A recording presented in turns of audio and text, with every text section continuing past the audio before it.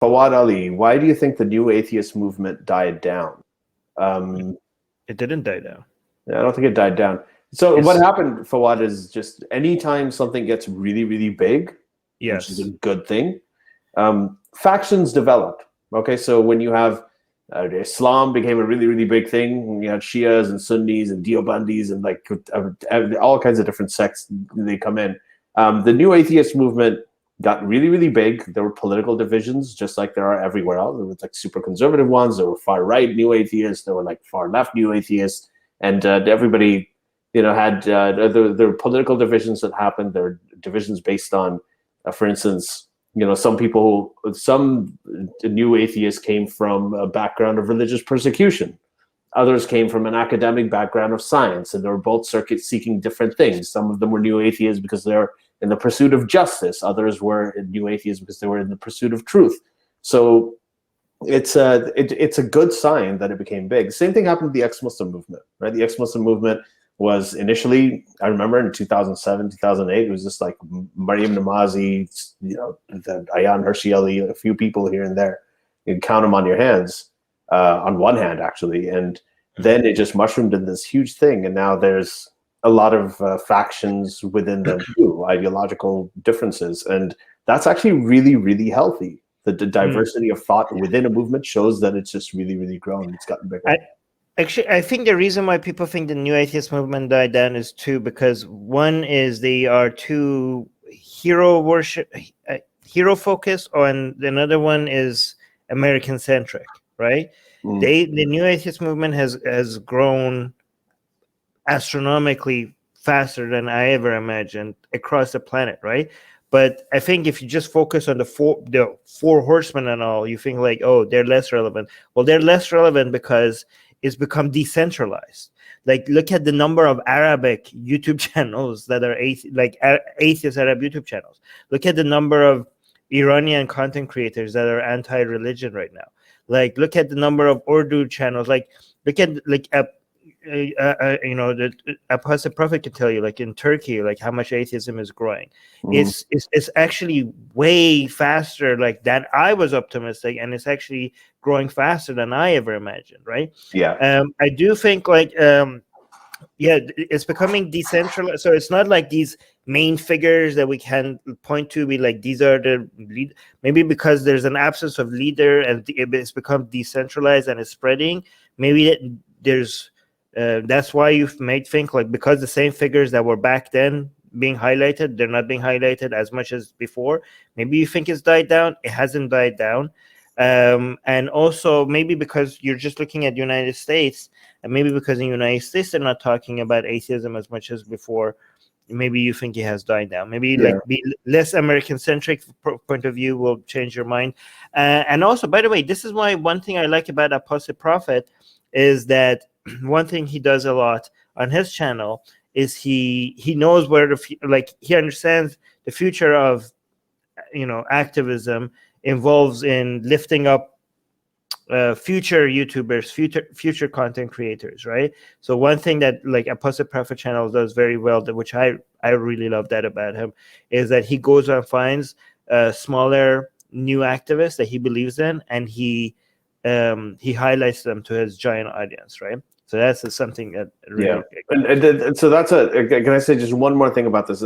Because this is really important. The fact that the new atheist movement is not only alive and well, but burgeoning. It's growing like crazy outside the US. And it is interesting that it's hard to tell why, because I mean, if you think about the very first new atheist Four Horsemen book that was published was Sam Harris's The End of Faith, and that was in 2004.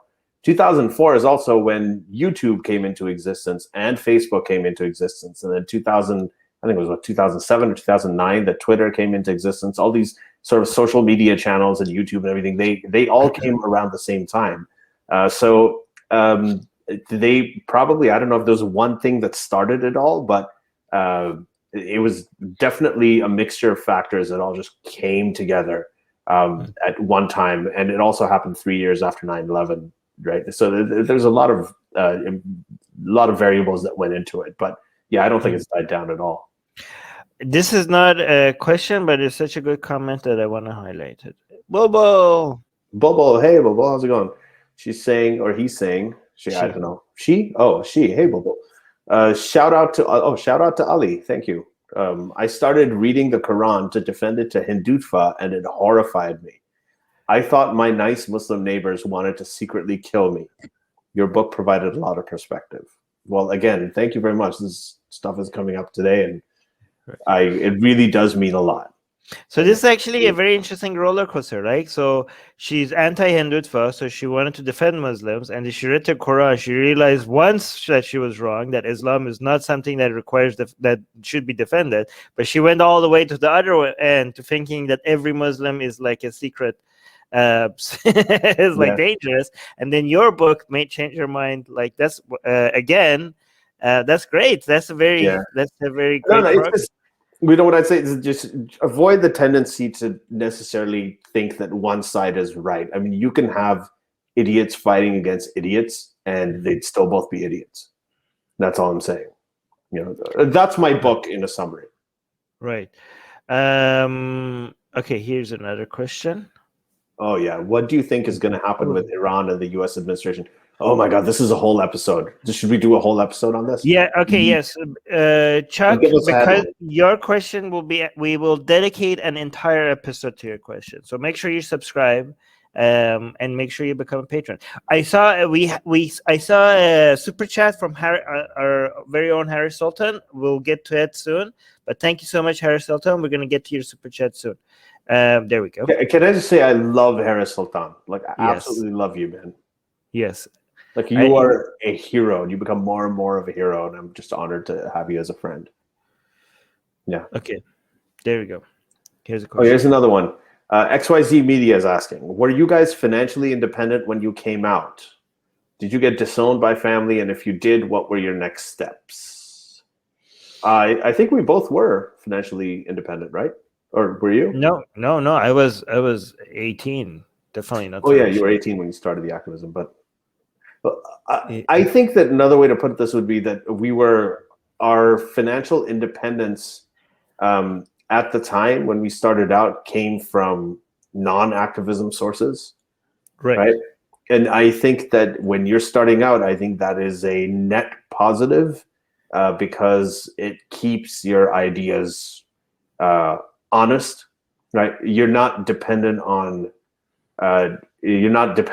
making a living. You're not dependent on your activism to make a living, because that can really affect things. You know, if you have an organization. Okay.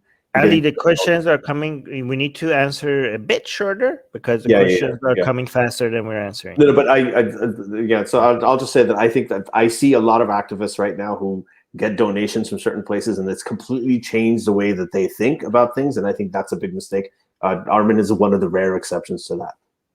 Yeah, my family did not disown me. My family were, even though they were an atheist, they were very happy that I became an atheist. They even their first response was "Thank God" when I became an atheist, because before I was an atheist, I was very religious, and they were extremely annoyed about how religious I was, because I was not just religious, I was also trying to get them to become more observant.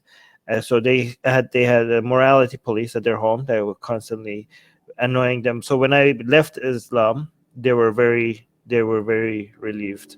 Usually ex-Muslims have the opposite problem. All right. Hey guys, if you want to join these streams live, get your comments and questions read by Ali and Armin and the guests, and most importantly, to get full access to the full video versions of all these episodes, become a patron. Link in the description below.